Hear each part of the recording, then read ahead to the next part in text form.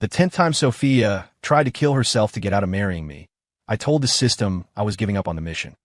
As punishment, it wiped all my memories of her. 3 years went by. Then an alarm blared in my head.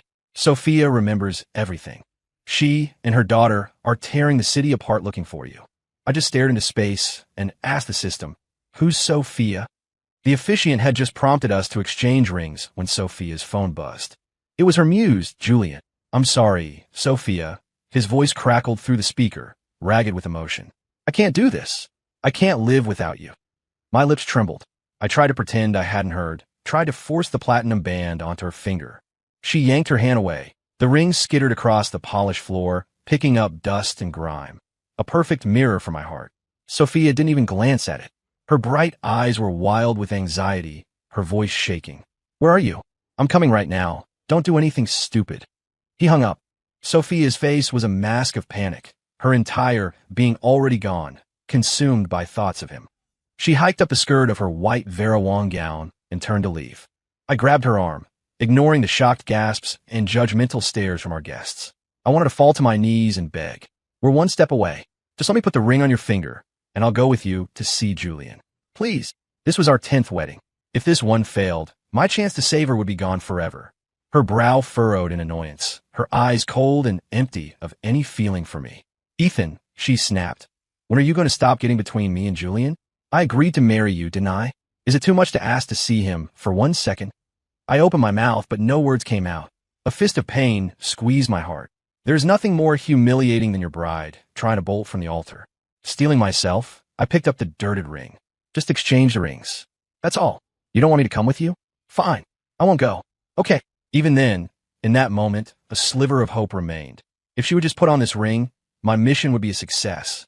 She could live a long, healthy life in this world, safe and sound, even if the man by her side wasn't me. But Sophia took a step back. She snatched a bottle of red wine from a nearby table and smashed it on the floor. The wine pooled like blood, stark and jarring. She pressed a jagged shard of glass to her throat. A little more pressure, and it would slice through her delicate skin. My breath caught. Her smile was tragic and fierce. "If you don't let me go, you can watch me die right here." A bitter laugh escaped my lips. Here we go again, threatening her own precious life to run away from me. And the worst part was, I couldn't bear the thought of her dying. So, in front of everyone, for the 10th and final time, I helped my own bride escape her wedding to run to another man. After she clicked her seatbelt, I looked at her flawless profile, swallowing the acid rising in my throat. I kept my voice gentle.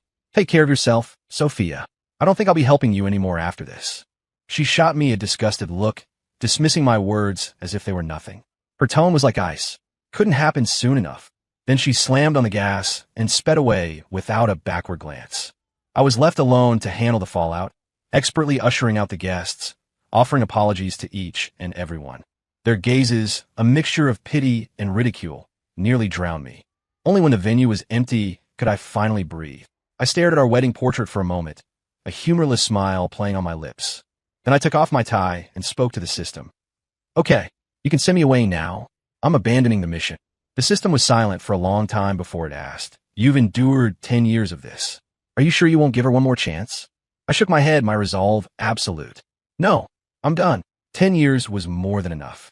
As my punishment, the system began to erase every memory I had of Sophia. The last 10 years rewound before my eyes like an old film. The first time I met her, she was being accused of stealing a design concept.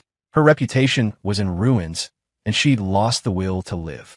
To save her, I ran through a torrential downpour, going from one fashion house to the next, gathering evidence until I could clear her name. She'd cried and hugged me, thanking me profusely, and then immediately asked me to help her find Julian Cole. "He's my muse," she'd said. The words were a dagger in my heart. I was furious and wounded because she had once promised I would be her only muse. So many of her best pieces had been inspired by me. But now, she claimed she couldn't even pick up a pencil without him. I couldn't stand to see her cry, so I agreed to find him. But Julian was a top model, and boy, he wasn't easy to get a meeting with. I pulled every string I had, set up countless dinners, and drank so much I ended up in the ER more than once. But finally, I got Sophia her chance. She got her wish. Julian became her exclusive muse. And then she told me, "I'm sorry, Ethan. I've fallen in love with him, and I'm having his baby." It was a lightning strike, a direct hit. I looked at her blissful, smiling face and fought the urge to tell her she couldn't be with him, that his string of jealous lovers would destroy her. But she took my concern for possessiveness, as if I saw her as my property. "How can you be so shameless?" she'd screamed. "You helped me out a few times, and now you think you have the right to tell me who I can and can't love?" Defeated, I let her go, let her chase her great love story. Sure enough, it wasn't long before Julian's other women came after her. The attacks were vicious. She nearly had a miscarriage. I was the one who pulled her out of that mess, telling her we could start over. I didn't care about her past. What could I do? I was in love with her. Shattered by the chaotic affair, Sophia cried and told me, "After the baby is born, we'll get married." She gave birth to her daughter, Chloe. Her physical recovery was painfully slow, and she developed severe postpartum anxiety. I patiently cared for both of them. There were moments, quiet moments, when I felt like we were a real family. Sophia, however, did not feel the same. On the night of Chloe's 11th birthday, I came home early, hoping to surprise them. Even though Sophia kept putting off our wedding, I had treated them like my own family for years. I never missed a birthday or a holiday, always planning the perfect gifts. As I approached Chloe's room, I heard her innocent voice ask, "Mommy, if I tell Uncle Ethan that I like Daddy more and want to live with him, will he really let us go?" Sophia's laugh was soft and warm. "Of course he will, sweetie. Ethan has the softest heart. He loves you so much, he'd never want to see you sad." Chloe asked, "But what if he gets mad and leaves us?" Sophia just laughed again. "He won't. You and I are his whole world, Chloe. He would never leave. Those who are loved without question are always reckless." Sophia knew I loved her, so she trampled on my feelings without a second thought, destroying the weddings I planned one after another. But a man's patience has its limits. Mine had been eroded by year after year of disappointment. Better to walk away than to stay trapped in this toxic dance. I went back to my place and gathered every gift I'd ever given Sophia and Chloe. I built a small bonfire in the backyard and burned it all, destroying every last trace of my love for her. The system was still slowly processing my memories. My phone rang. I answered, and Sophia's frantic voice shot through the line. "Ethan, Julian's been hurt. Can you do me a favor and pick up Chloe from school? Bring her to the hospital." I hesitated for a second before speaking slowly and clearly. "I think I told you. I won't be helping you anymore." There was a moment of silence. Then her voice dripped with anger. I knew it. All that talk about loving me, it was all a lie. She was using her old trick. Whenever I refused her, she'd throw that line at me, forcing me to prove my love all over again. I sighed, my tone colder than it had ever been with her. "Seriously, Sophia, leave me alone. I'm leaving soon." Her voice got even sharper. "Where you go is none of my business. I just need you to get Chloe. After that, you can go die in a ditch for all I care." She hung up. I rubbed my temples and grabbed my car keys. Even if I was about to disappear, I couldn't stomach the thought of leaving Chloe waiting alone at her elementary school. Besides, it was time to put an end to this strange, undefined father-daughter relationship we had. As I pulled up to the school, my head swam for a moment. The system informed me that my memories had been fully processed. The moment I left this world, I would forget them both forever. Taking a deep breath, I got out of the car and walked toward Chloe's classroom, only to see her in the middle of a shoving match with another kid. My heart clenched, and I quickened my pace. Then I heard Chloe shout, "My dad is Julian Cole, not some loser named Ethan. Ethan is just my mom's slave, a dog who comes running whenever she calls. You can insult him all you want, but you can't say anything bad about my dad." For a second, the blood in my veins turned to ice. My entire body trembled with a deep, penetrating cold. 5 years of devotion, and this was the title they had given me. A slave, a dog. I swallowed my rage and separated the two kids. Seeing me, Chloe immediately looked down, her voice a meek whisper. "Hi, Dad." Even though Sophia and I were never married, Chloe had always called me Dad. In the past, that word would have stirred something in me. Not anymore. I ignored her and called Sophia, telling her to come pick up her own daughter. Chloe tugged at my sleeve, her timid act a stark contrast to the vicious girl from moments before. "Dad, I'll be good. Please don't let Mom get mad at me, okay?" I closed my eyes, my voice hoarse. "I'm not your dad, and I'm leaving." Chloe's eyes widened, as if she couldn't comprehend what I was saying. I didn't explain. I told her to wait there for her mother and walked away without looking back. Now, with no regrets left, I could finally return to my own world and forget them. Before I left, the system mentioned that if Sophia or her daughter ever got into serious trouble, it would find me again. I didn't think much of it. They were about to be a happy family with Julian. Whatever happened to them had nothing to do with me. I returned to my world and live in normal life. 3 years passed, quiet and peaceful. Then the system showed up again. This is bad. Sophia and Chloe have their memories back. Julian abandoned them, and now they're desperately trying to find you. I was confused for a long moment before I asked, Sophia, who? The name was completely alien. Even though the system insisted she was the great love of my life, I didn't believe it. Finally, the system just brought them to me like it was trying to get rid of a hot potato. If you can just get them to live their lives peacefully and stop trying to kill themselves, I'll authorize a $10 million bonus for you. I didn't hesitate. Deal. Who says no to that kind of money? The system vanished, satisfied. I looked at the disheveled woman in front of me. Her eyes were red-rimmed.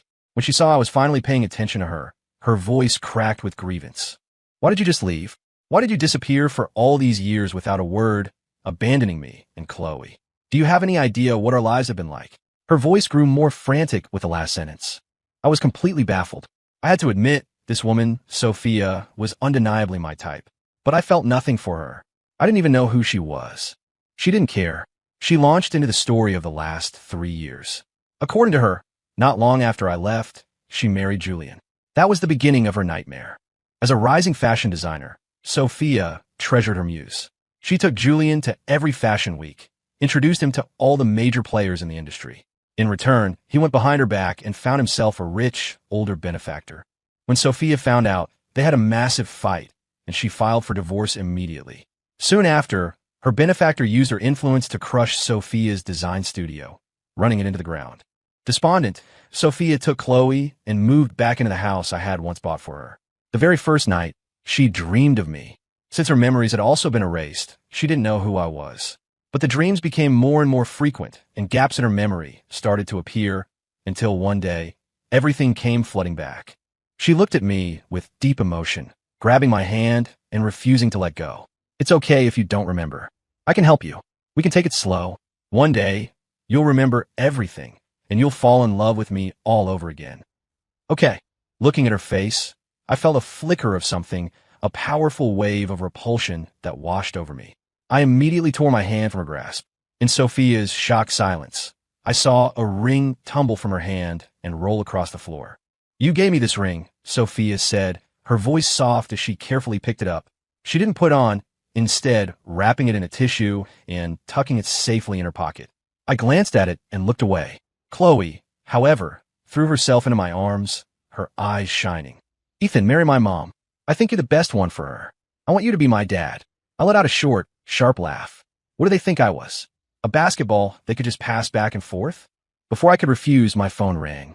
Seeing the name on the screen, my expression softened, and I put it on speaker. My fiancé's sweet voice filled the air. Ethan, you have to see this new dress I bought. Tell me what you think. The irritation in my chest instantly vanished. Ignoring Sophia's thunderous expression, I gently helped my fiancé pick out a matching outfit and promised to take her to dinner that night.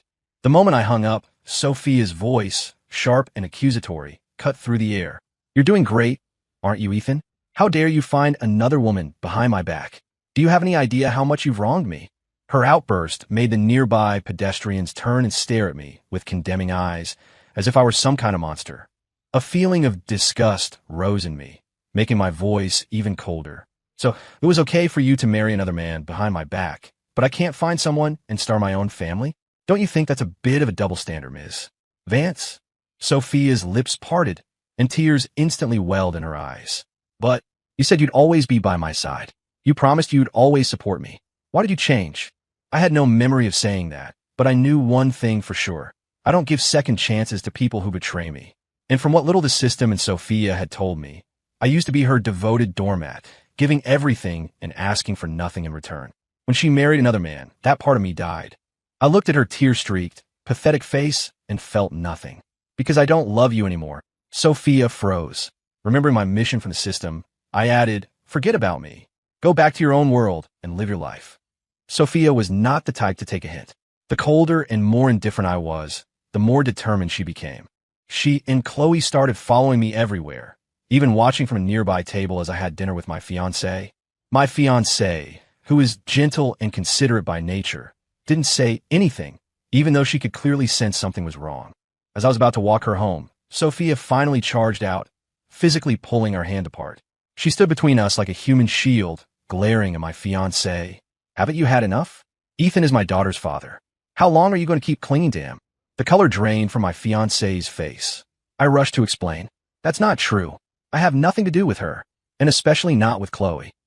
In the nearly 3 years we'd been together, we had never faced a crisis like this. A cold sweat broke out on my back. Thankfully, my fiancée trusted me more than she trusted this stranger. Still, she was clearly hurt. Ethan, I'm giving you 2 weeks to solve this problem, she said quietly. Otherwise, I think it might be best if we just called it quits. My back went rigid. I immediately swore to her that I would handle it. Trust is the foundation of a relationship, and Sophia and Chloe's arrival had just created the first crack in ours. But Sophia herself seemed to think nothing of it. After my fiancé left, she looped her arm through mine and said sweetly, "Take us home. From now on, our little family will never be apart again." I coldly pushed her away and silently called a real estate agent to find him a rental. It was the only thing I could do. Sophia's expression grew uglier by the second. After I had secured the apartment, she grabbed me, her voice spiraling out of control. "Are you really going to throw me away? I'm telling you, Ethan, if you keep pushing me away, you'll regret this." I was speechless for a moment before I answered patiently, "Don't worry. I absolutely will not regret it. After all, I don't even remember who you are." That sentence hit Sophia like a physical blow. She stood there, stunned, and didn't try to stop me as I left, tears rolling down her face like broken pearls. I thought Sophia might back off a little. Instead, she doubled down, trying every trick in the book to win me back. Every morning, she would leave a container of homemade breakfast at my door. But she didn't know I had a sensitive stomach and couldn't handle spicy food. She'd always bring a spread of fiery dishes. "Ethan, I made all of this myself. Won't you just try a little?" Her eyes were filled with hopeful anticipation. But I wasn't the Ethan who had been deeply in love with her. "No thanks. I've already eaten." The light in her eyes dimmed, and she watched with disappointment as I walked past her. As I got into my car to head to the office, she suddenly ran in front of it and threw the entire container of food onto my windshield, then burst into tears, screaming, "Ethan, you're a bastard." She ran off, leaving me to clean up the mess. Unsurprisingly, I was late for work that day, and my perfect attendance bonus was gone. I consulted with the system. This couldn't continue. I couldn't let Sophia stay here, harassing me and disrupting my life. I was already paying for all their expenses, including the rent on their apartment. And more importantly, there were only 7 days left on the clock my fiancé had given me. Getting rid of Sophia in a week wouldn't be easy. Finally, the system relented. "If you can get them to leave voluntarily, I promise they will never bother you again." I thought for a long time until I came up with the one person who could make Sophia leave on her own, Julian Cole. I asked the system to do some maneuvering, to let Sophia see what Julian's life had become without her. I was certain that, given the choice between me and him, Sophia would always choose Julian. From my analysis, I was nothing more than a convenient tool for her. It worked. As soon as she learned that Julian regretted everything and wanted her back, Sophia wavered. She cried while hugging me. "I don't want to leave you, but Julian needs me right now." I suppressed a wave of disgust and told her in a warm voice, "I understand." She looked up at me, her eyes as red as a rabbit's. If I still remembered her, if I still loved her, that look would have made me melt. But there were no ifs. I watched coldly as Sophia and Chloe prepared to step through the dimensional rift. Just as I was about to wave goodbye, I noticed something was wrong. My own body was starting to fade along with them. It wasn't until I was fully transported to Sophia's world that I realized I had been tricked. Once her memories returned, she had conspired with the system to trap me. The goal was to bring me back to her world. Sophia gave me a radiant smile as her bodyguards tied me up and locked me in her house. "It took a long time to plan," she said, hugging me tightly, "but I finally got you back." She caressed my face, her eyes full of obsession. "From now on, our little family will live happily together.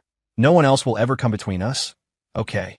I could tell her mental state was unstable, so I simply agreed. For the next month, Sophia kept me locked up. Besides bringing me meals, she would come and tell me stories about our past, trying to jog my memory. But I was uncooperative, completely ignoring her as she paraded around my room every day. She couldn't stand being treated this way. One day, she stripped off her clothes, stood before me, and pulled my hand to the faint scar on her abdomen. "This is from when I had Chloe. It hurts so much, but I don't regret it. It's proof that I loved you." I was filled with an exasperated silence. Was she taking me for a complete idiot? I might not remember the past, but I was damn sure Chloe wasn't my child. I called her bluff. "You mean it's proof you love Julian?" Stop trying to delude yourself, Sophia. Her face froze, and tears welled up in her glassy eyes. But the person I love now is you, Ethan. It's really you. I scoffed. By the time she had belatedly fallen in love with me, I had already given up on her. Now, even her touch filled me with a profound sense of revulsion. But that wasn't enough. I had the system help me fake a severe case of depression. Red rashes broke out all over my body. I ran a high fever, and I was so nauseous I felt like I was throwing up bile. Sophia, her face grim, brought in a doctor. After an examination, the doctor concluded it was a psychological issue. This man is suffering from severe depression. It's critical to avoid any major emotional stress in his daily life. Learning that I might have depression, Sophia's world seemed to crumble. With tears in her eyes, she clutched her hair in despair. What do I do, Ethan? What can I possibly do to make you better? I leaned against the wall, putting a safe distance between us. Just stay away from me. Sophia's expression went blank. She refused to believe it, bringing in one psychologist after another to treat me. But instead of getting better, my condition worsened. Within 2 weeks, I was so weak I could only lie in bed and consume liquid food. I'd lost all my muscle mass, and my cheeks were frighteningly sunken. I looked like I was on the verge of death, completely stripped of any of my former appeal. As someone who valued appearances, Sophia naturally grew more and more disappointed in me and rarely set foot in my room anymore. Even so, she wouldn't let me go. The room was bugged with cameras, my every move under her surveillance. Sophia was a complete and utter lunatic. She spoke to me through the monitor. Honey, I'm studying to become a nutritionist. Just you wait. I'll make you as handsome as you were before. I lay on the bed, feeling completely lifeless, offering no reaction to her words. After she fell silent, I struggled to my feet, grabbed a pair of scissors, and went into the bathroom. Lying in the tub, as the cold water filled it, a chill crept through my limbs.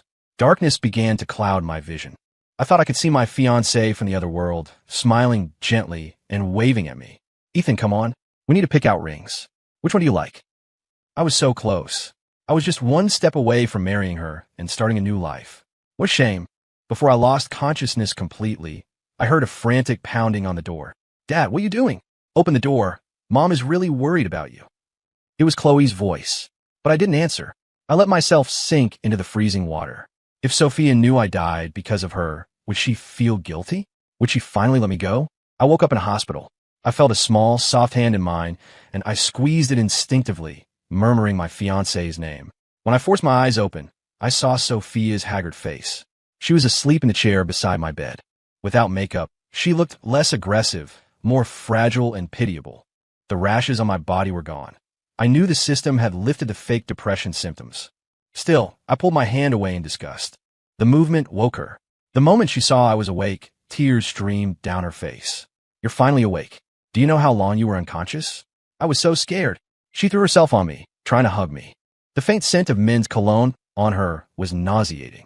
I gagged and turned my head away. Get away from me. Sophia's expression froze. She explained, her voice choked with sobs. I'm sorry, Ethan. I was wrong. I shouldn't have locked you up.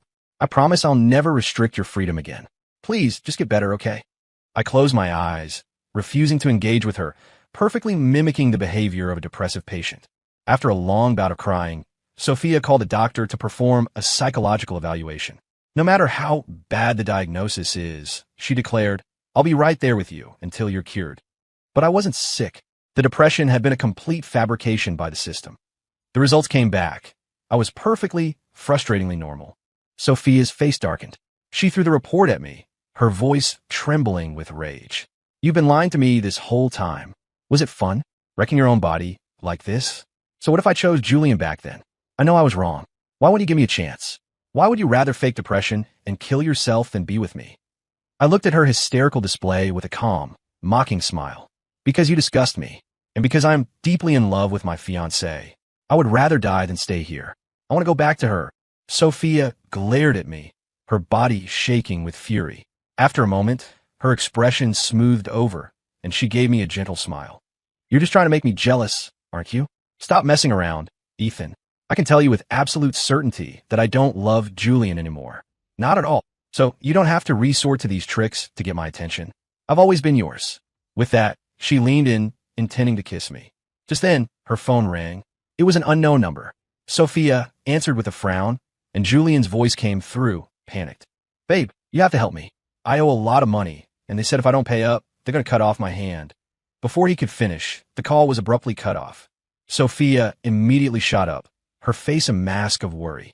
She made a quick call to her company, arranging for ransom money. Then she turned to me. I'm sorry, Ethan. Julian is still Chloe's biological father. I can't just stand by and let him get hurt. I rolled my eyes, utterly indifferent. Sophia shook her head and chuckled, a hint of coquettishness in her tone. Oh, stop being jealous. I'll have Chloe come sit with you. As soon as things are handled over there, I'll be right back, okay? The thought of dealing with the smaller version after getting rid of the big one was more than I could handle. I refused immediately. No need. Just go. Sophia froze, her face darkening again. You'd better not be faking sick or pulling any other stunts. With that, she turned and stormed out, her heels clicking angrily as she slammed the door behind her. What an unstable woman. I rolled my lips, waited until I was sure she was gone, and then scrambled to the window. I climbed out onto the AC unit and used the drain pipes to get to the roof. The system, which had been playing dead, finally spoke up, its tone agitated. What are you doing? I stood against the cold wind and delivered my threat. Let me leave this place. If I die, I'm sure things won't go well for you either. The system sounded panicked. Okay, just don't move. I'm looking for a way to get you out of this in one piece. I tentatively lifted 1 foot off the ledge. You have 3 minutes. If you don't have a solution by then, I'm jumping. The system worked fast. It told me that Sophia had finally accepted the fact that I didn't love her anymore, but she couldn't admit it to herself. To make her give up for good, I had to die in front of her. I looked down at the 50-foot drop and sighed, my head aching. You'd better not be tricking me again. The system swore this was the real deal. I had the system locate where Julian was being held. It turned out the whole kidnapping was a setup, orchestrated by Julian himself to win Sophia back. A toxic couple playing their twisted games, and they just had to drag an innocent bystander into their drama. I was so done with them. When I got back to my hospital room, a black hood was thrown over my head. I heard Chloe's apologetic voice. I'm so sorry, Ethan. Daddy really wants to win Mommy back, and I can't stand to see him so sad. I have to inconvenience you, but I promise you'll be completely safe. I scoffed internally. My luck really ran out the day I met this mother-daughter duo. But the thought that I would soon see Sophia and then die in front of her filled me with a strange excitement. I was finally going home to my beautiful, gentle fiancée. An hour later, I was tied up next to Julian, a knife held to my throat. Sophia stood across from us, her face pale, her eyes darting between me and Julian. Her voice was hoarse. I have the money. Let them go, and I'll pretend this never happened. The kidnapper sneered. You can only choose one to walk away. The other one leaves a hand behind. Julian's acting was impeccable. He was a mess of panic pleas. Babe, save me. These hands are for giving you massages. They can't cut them off. It was pathetic. I looked away towards Sophia's tormented expression and found it almost funny. What are you hesitating for? Pick your man. He loves you. I don't. Sophia's pupils constricted, but she still couldn't make a decision. As the seconds ticked by, Julian suddenly let out a pained cry. Sophia's head snapped toward him. A thin line of blood was trickling down his neck. His eyes were filled with despair. I love you, babe. Even if I die here today, I want you to remember me. And I'm sorry. Everything before was my fault. His words were filled with genuine, blood-soaked emotion. Sophia was visibly moved, her heart clearly aching for him. After all, Julian was the one she had truly and completely loved. She looked at me with guilt in her eyes. I'm sorry, Ethan. If you lose your hand, I swear I will find you the best doctor and the most advanced prosthetic in the world. The instant the words left her mouth, Julian was released. As he walked past me, he whispered smugly, what good did faking sick to get her sympathy do? In the end, I'm the man she loves most. I'm the father of her child. All you can do is watch. I looked up at him and smiled. Oh, I hope you two are very happy together. Julian rushed over to embrace Sophia. After a few sweet nothings, she blushed and cautiously hugged him back. Then she looked at me apologetically. I'm sorry, Ethan. Just wait a little longer. I'll rescue you right away. I rolled my eyes, easily broke free from my captor, and snatched the knife from his hand. Don't bother, Sophia. This game of yours. I'm done playing. Her expression changed. She instinctively moved to shield Julian, explaining frantically, Julian was just trying to win me back. He would never have really hurt you. Don't you hurt him. I looked at them, and I laughed until tears streamed down my face. So you knew this was all an act your precious Julian put on for you? The two of you are disgusting. To prove their importance to each other, One staged a drama, and the other played dumb, both using me as the sacrificial pawn. As they stared at me with guilt and shame, I raised the knife and, without hesitation, sliced it across my wrist. Sophia screamed, "Ethan!" I closed my eyes, tuning out her voice. My only thought was that I was finally going home to my fiancée. I collapsed to the ground. Blood spattered on the floor. Everyone in the room was stunned into silence. Sophia pushed Julian away and ran to me, screaming for help as she tried to stanch the bleeding. "I'm sorry. I'm so sorry, Ethan. I'm so sorry. I love you. It's you I love. I just didn't want to be indebted to Julian. If you had just waited, I was going to save you." She collapsed onto my chest, sobbing uncontrollably, her hands trembling so badly she couldn't keep them steady. "How could you be so stupid?" I took a deep breath and cursed internally. If it wasn't to get back to my fiancée, I would never do something as idiotic as killing myself. System, you owe me big time for this. I didn't die. The system said it wasn't its fault. Sophia had thrown an obscene amount of money at the problem and dragged me back from the brink of death. It said, "Sophia truly, deeply loves you now. Are you sure you don't want to consider staying with her?" I gave a cold laugh. "Are you guys running a human trafficking ring now? Forcing people to stay where they don't want to be?" The system looked sadly at the tear-streaked Sophia. "But she's so pitiful. Why can't you just forgive her this one time?" I cut it off. "Don't think I don't know. I gave Sophia 10 chances before. She didn't take a single one. So this whole mess was her own damn fault. I was leaving no matter what." The system sighed in defeat. As if on cue, Sophia threw a surprise engagement party for me. She smiled and held out a ring. "Remember this, Ethan? It's the one you had custom made for me. It even has our initials engraved on it." I expressionlessly knocked the ring from her hand and pointed to Julian, who was standing not far away. "You want me to marry you? Fine. Tell him to come over here and get on his knees and apologize." Sophia's expression was conflicted.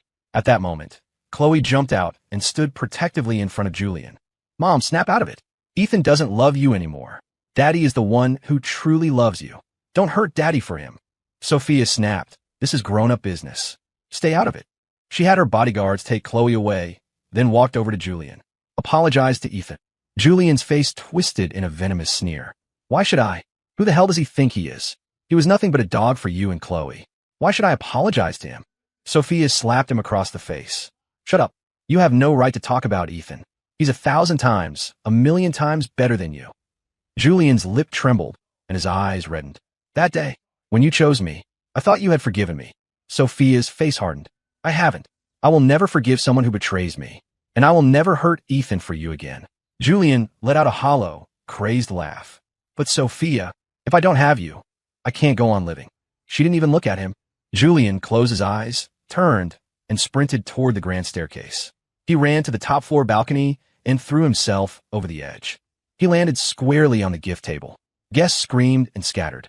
The scene descended into chaos. As Sophia rushed to hold him, he coughed up blood and smiled. "Remember, I died for you." Julian was rushed to the hospital. I, on the other hand, was placed under heavy guard again. This time, they welded iron bars onto my windows to prevent any further accidents. A day later, Chloe burst into my room and forced me into a car, taking me to a seaside cliff. Her eyes were swollen and red from crying. She stared at me with pure hatred. "At first, I thought Mom was just using you to make Dad jealous, so he'd come back. I never thought she'd actually fall in love with you.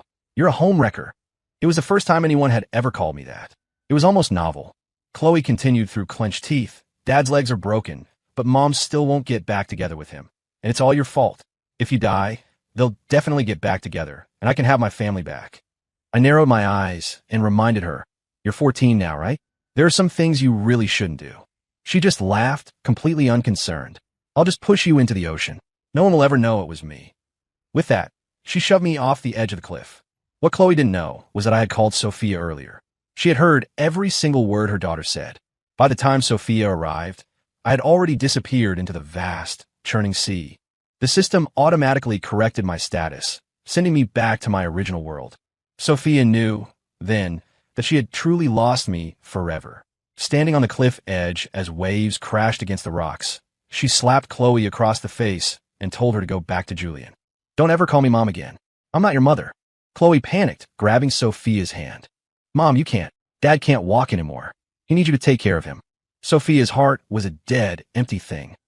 She pried Chloe's fingers off her arm, her voice flat and cold. I don't care if your father lives or dies. It would be better if he did. Chloe froze. Sophia had never spoken to her with such venom. In that moment, Sophia seemed ready to abandon everything for the man who was gone, her sanity completely shattered. She shook Chloe off and began walking, step by step, toward the ocean. Ethan, the water is so cold, isn't it? Don't be afraid. I'm coming to be with you. Even if it's in another world, I'll follow you. Chloe desperately threw her arms around her. Mom, are you insane? How can you abandon me and Dad for Ethan? Sophia was indeed insane. She was committed to a psychiatric hospital by Chloe and Julian, forbidden from leaving the grounds. The moment she was outside, she would find a way to get to the ocean. She jumped into the sea several times and nearly died. The father and daughter were at their wits' end. They had no idea how to make Sophia well again.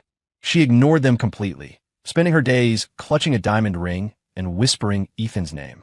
Anything related to Ethan triggered Chloe's guilt. She destroyed every trace of him, including the diamond ring. That was when Sophia truly broke. She grabbed Chloe by the hair, pinned her to the bed, and brutally broke both of her legs. When Julian found out, he decided to take Chloe into his own care. But Chloe, unable to cope with her crippled body, eventually chose to end her own life. She left Julian a single suicide note.